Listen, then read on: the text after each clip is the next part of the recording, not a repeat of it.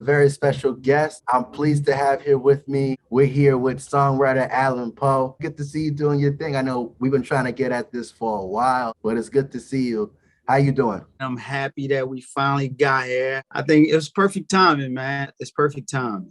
What's been going on lately these days in music? Consistency. Want to be more consistent.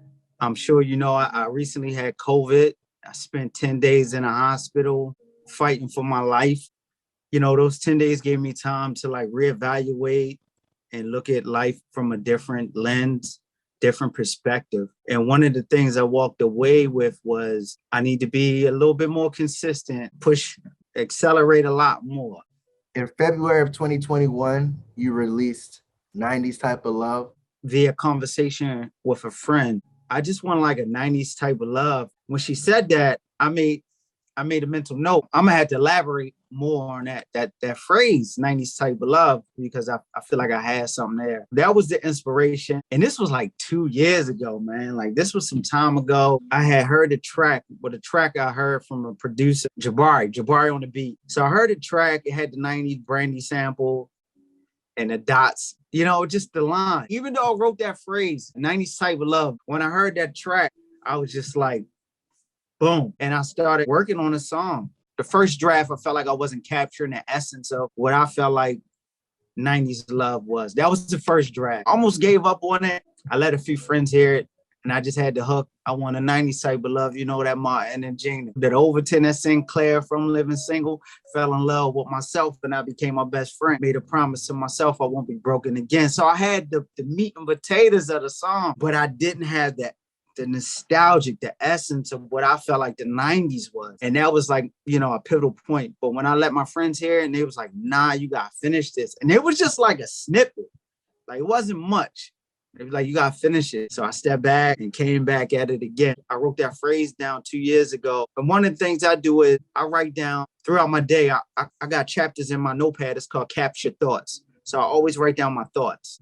I know that you started writing poetry at an early age. At that time, it helped you conquer, depression and just a lot of things that you were going through at that time. I know in the year 2000, you decided to turn poetry into rap songs or ballads throughout the years. One life to live. We don't come back. This is it. There's no do-overs. I read an article one time, and the article was just basically talk about the odds of you and I ever existing. And when they broke down the numbers, it was like 1 in 400 trillion.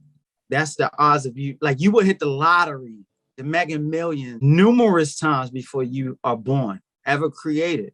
You ever read something and it just like, it changes your outlook. And that was part of, this journey. And that's one of the things I try to carry with me every day. Like there's no do-overs.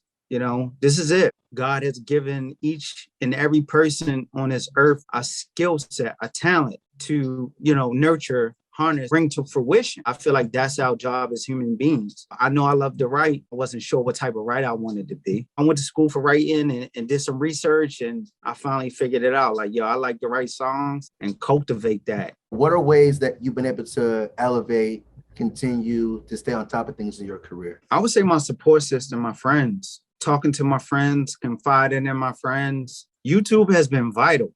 There's so much stuff, so much information, I should say, regarding pursuing your dreams, your goals, and passion. And just being inspired by other creatives, the longer you stay on it and the more you invest in it, you begin to change, you begin to evolve, and you begin to elevate. When you're down, when you're up, and just growing through it, trying to stick with it. Let's just say you're in the studio. What are the inspirations? For like best times, 90's Type of Love, inspiration, lost love, failed relationships, I can still tap into those emotions, that yearning, that longing, go back in time and do things over and reliving things, never letting that inner child go, that dreamer inside of me. So many things. Sometimes when I listen to a track, think about like, is this a fall type of vibe? Is this a summer type of vibe? What colors do you see? Magenta, burgundy, like colors and smells and taste. It's all about just letting go and just allowing your mind to tap into that. I know my mind got like this.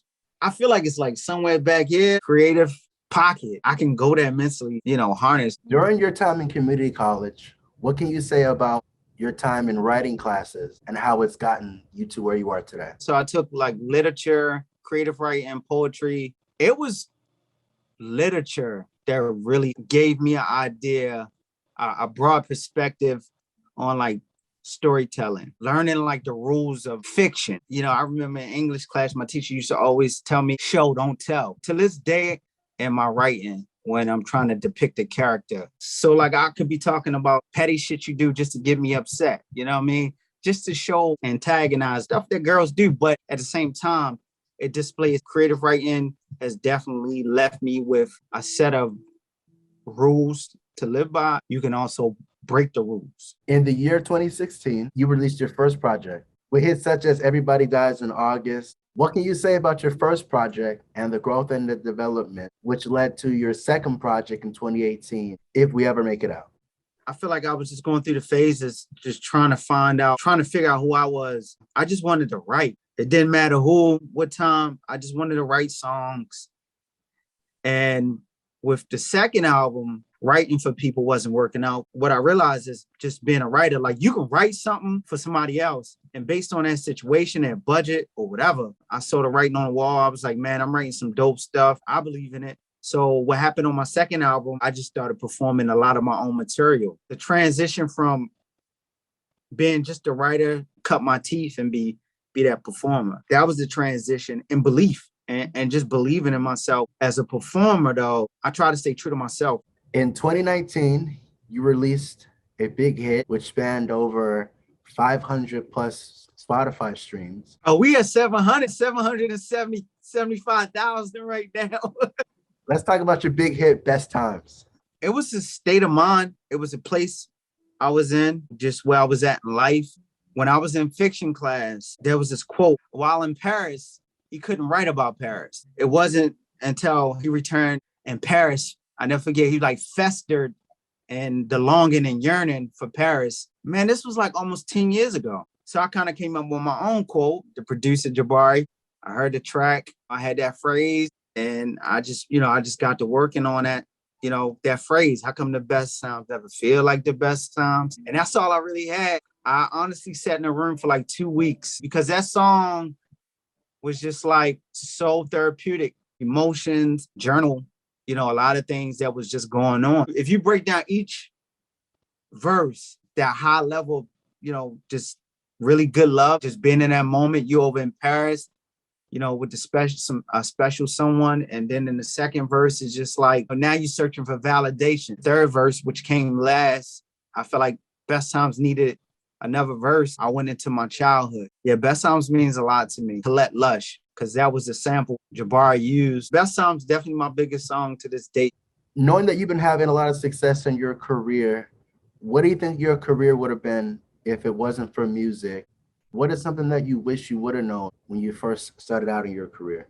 I would say a life of mediocrity, a life of living below my potential, mundane, monotony. Me being a writer and an artist, like it gives me a sense of adventure. When I wake up, it's just not going to work and that's it, and hit the gym. It's like you're actually stepping out of your comfort zone. You're actually stepping out on faith. You walking through your fears, your doubts, your insecurities, like, and that right there is just like, oh shit, I'm alive. And I think if it wasn't for music, I think I'd just be living. I wish I would have known that everybody's not going to support you. Not everybody's going to gravitate to what it is you're doing. Not everybody's going to believe in you. And that's fine. That's fine. There's nothing wrong with that. Instead, just focus on the people that believe in you. Be proud of yourself. Don't get so caught up in the results, the streams, the numbers. Just live your truth. It would have saved me a lot of stress and anxiety. In your career, what has been some of your memorable moments? Best Times, and how it just naturally just took off, and talking to people all over the world, France, the UK, Canada, Spain, Australia, people just really reaching out to me. One of the most memorable, this lady, she was like, yo, I was on my way to Paris. Because, the lyric video has the Paris thing. And she was like, I was on my way to Paris. I was on a plane and this song came on. And I was like, and I thought about that. I was like, wow, like that had to hit different. So I would definitely say that. Best Times.